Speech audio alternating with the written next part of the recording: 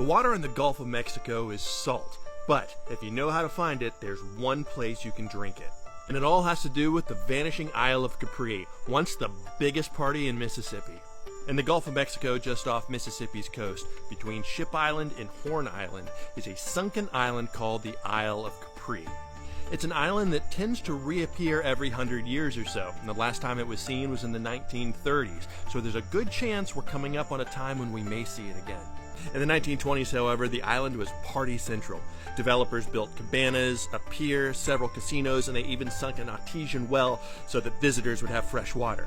It was the roaring 20s, and Mississippi, of course, was in the middle of Prohibition. But if you wanted a place to dance, drink, and gamble, $1 would get you a ride on the ferry out to Capri. And the design of the place was wild. Stone columns, stone lions, it looked like ancient Rome, Vegas style. In fact, it quickly developed the nickname the Monte Carlo of the South. At least, until the hurricane. There were many who decided to ride out the storm on the island.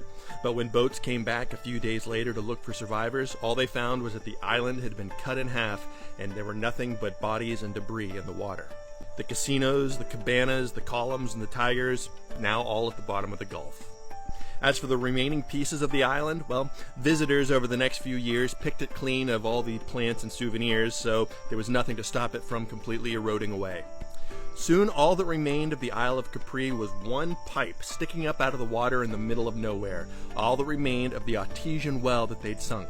And fishermen would often visit that pipe to pick up fresh water while they were out in the Gulf. Of course, that ended when a boat hit the pipe. But the aquifer is still flowing underwater, and if you know right where to look, you can still find a fountain of fresh water popping up right in the middle of the Gulf. All that remains of the Isle of Capri, once the biggest party in Mississippi.